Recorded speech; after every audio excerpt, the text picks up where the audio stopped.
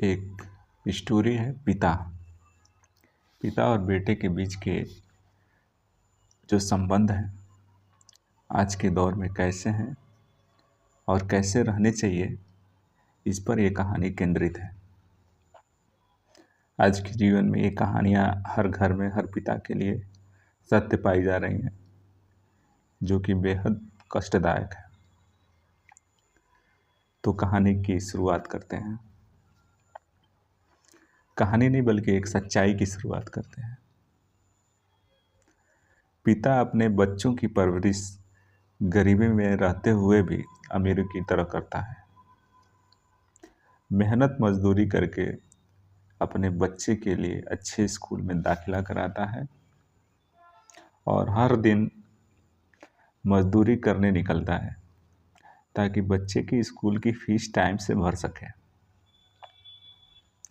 बच्चा जब अपनी पढ़ाई कंप्लीट करता है तब तक पिता बूढ़ा और कमज़ोर हो चुका होता है। पिता को अंतिम जिम्मेदारी बेटे की शादी दिन रात सताती है।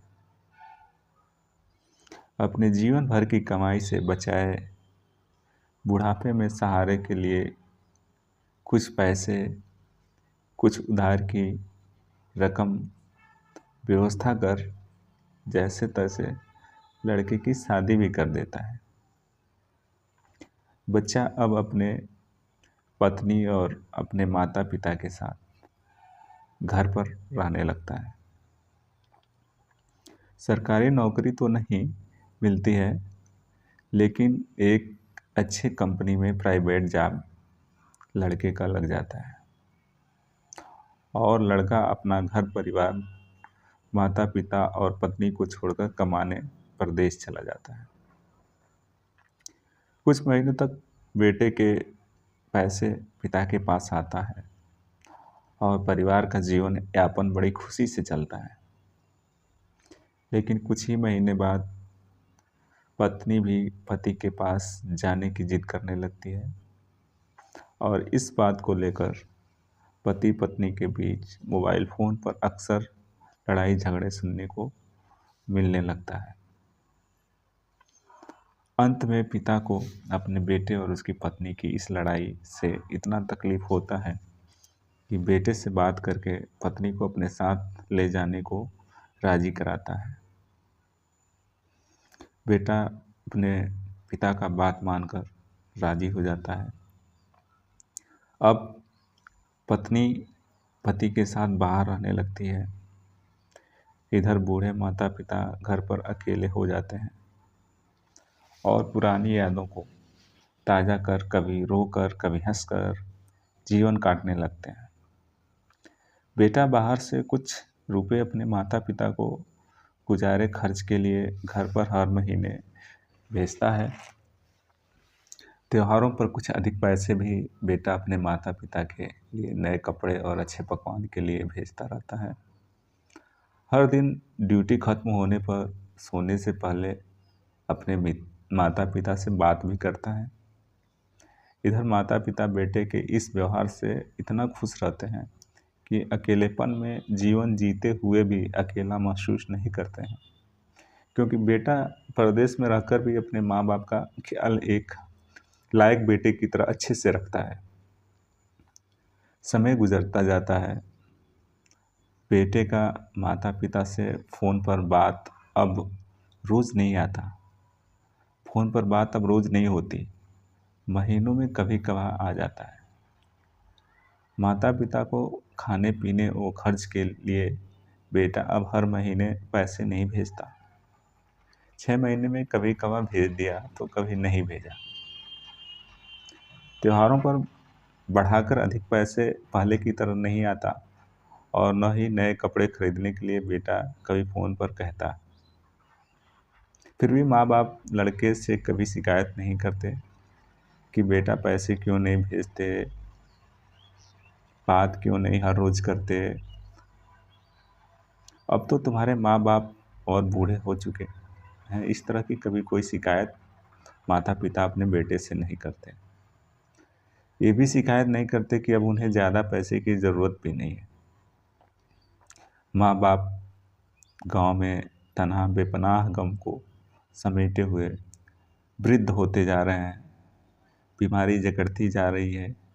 कोई पड़ोसी आता है, हाल चाल पूछता है तो इस दयनीय स्थिति में भी माँ बाप अपने बेटे की बड़ाई करते हैं कि बेटे की बदनामी न हो।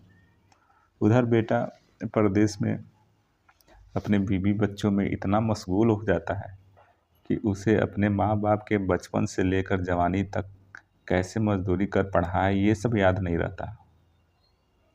एक दिन लड़के की माँ का फ़ोन बेटे के पास जाता है कि बेटा तेरे पिताजी की तबीयत काफ़ी ख़राब है, कुछ समय के लिए घर आ जाता तो उनकी दवा करा देता, जब वो ठीक हो जाते तो फिर वापस चला जाता। माँ ने पहली बार अपने बेटे को अपने तरफ से फ़ोन किया था। बेटे ने कहा, माँ जब हम पैसे भेजते थे तो बचा के क्यों नहीं रखा उसमें से दवा कराने के लिए। माँ ने कहा, बेटा तबीयत तो अक्सर ख़राब रहता था, तुम्हारे भेजे गए पैसे से दवा दारू में कम और दवा दारू में ज़्यादा और खाने पीने में कम पैसे खर्च करते थे हम लोग। बेटा बोला नाराज़ होकर, 1,000 रुपये भेज देते हैं, तुम कहीं और से व्यवस्था करके पिता को हल्की फुल्की दवा करा लो। पिताजी बूढ़े हो गए हैं, उन पर ज़्यादा पैसे खर्च करने से भी कोई फ़ायदा नहीं होगा और मैं इधर कंपनी के काम में काफ़ी व्यस्त भी हूँ, अभी आ भी नहीं पाऊँगा। बेटे की इतनी बात सुनकर माँ फ़ोन कट कर देती है और अपने पति से छुपकर खूब रोती है ताकि पति को पता न चले और दुख न हो। लेकिन एक बाप तो बाप होता है। जीवन की असंख्य ठोकर, असंख्य तजुर्बा होते हुए असंख्य गमों को सहेजने की शक्ति जो होती है उसके अंदर, वो अपने पत्नी की स्थिति देखकर पूछता है कि क्या बोला मेरा बेटा मेरी तबीयत के बारे में। पत्नी बोली, बेटा जल्द आ जाएगा, कुछ पैसे इलाज के लिए भेजा है। पिता को हर बात पता होता है। मन ही मन पूरी दुनिया को चीर देने वाली एक कष्टदायी दर्द बेटे के इस बर्ताव से पिता को होता है और सोचता है मैंने पूरे जीवन में सबसे ज़्यादा, अपने जान से ज़्यादा प्यार अपने बेटे को किया और आज बेटे ने अंतिम समय पर अपने हाथों से मेरे सर को नहीं सहलाया, जिसके हाथों को हम हर रोज़ चूमा करते थे। पिता अंतिम समय में बीमारी से नहीं बल्कि इस चिंता के वजह से उसी दिन आखिरी सांस लेता है और इस दुनिया को हमेशा के लिए अधूरा छोड़ जाता है। माँ बेटे को बताती है, बेटा तुम्हारे पिता इस दुनिया में नहीं रहे। बेटा पूछता है कि माँ मैंने तो आज ही 1,000 रुपये दवा के लिए भेजा था ना। माँ ने कहा, बेटा वो बीमारी से नहीं, तेरे बर्ताव से अपना प्राण त्याग दिए। सोचो तुम्हें इतनी सी चोट लगती थी तो तेरे पिता मजदूर होकर भी तुझे हमेशा अच्छे डॉक्टर से दिखाते थे ताकि भविष्य में तुझे कोई परेशानी न हो, और तू कंपनी के बड़े अधिकारी होकर 1,000 रुपये भेजे। तेरे लिए तेरी बीवी बच्चे दोस्त सभी थे, लेकिन उनके लिए तो तू ही सब कुछ था। फिर वो किसके भरोसे जीने की इच्छा रखते, इसलिए उन्होंने इस प्राणघाती दर्द से बचने के लिए अपने प्राण त्याग दिए। बेटे को माँ के इस बात से इतना दुख होता है कि वह पूरे परिवार के साथ गांव आ जाता है और पिता की लाश को देखकर चिहाड़ मारकर रोता है। उसे अब ये महसूस होता है कि मैंने अपने महान पिता को खो दिया। सांसारिक दुनिया में आकर अब बेटा कसम खाता है कि माँ मैं तुझे कभी नहीं छोड़ूंगा, लेकिन अब माँ भी पत्थर बन चुकी होती है। उसे अब बेटे की इन सब बातों का कोई असर नहीं होता। माँ बोलती है, बेटा मेरे भी मरने का समय हो गया है, 4-6 महीने की मेहमान हूँ। 4-6 महीने के लिए तू अपनी नौकरी मत छोड़ना। तेरे पिता अपने खून पसीने से सींच कर तुझे इस लायक बनाया था जो तू वहाँ नौकरी कर रहा है। पढ़े लिखे बेटे को अब महसूस होता है कि मेरे हीरो, मेरे महान पिता ने इतनी खूबसूरत मेरी परवरिश की थी, लेकिन मैं फिर भी इस ज़माने के भाग दौड़, चकाचौंध और पैसे के हवस में जानवर बन गया। बेटा माँ के गोद में अपना सर रख कर खूब रोता है कि माँ मुझसे गलती हो गई, मैंने अपने पिता का ख्याल एक बेटे की तरह कभी नहीं रख पाया, जबकि वो हर पल मेरा ख्याल एक महान पिता की तरह रखते थे। हे भगवान, मेरे पिता को वापस कर दो, वापस कर दो। चिघाड़ मार कर रोता है और कहता है, मैं अपना फ़र्ज़ निभाऊंगा, हे भगवान मेरे पिता को वापस कर दो।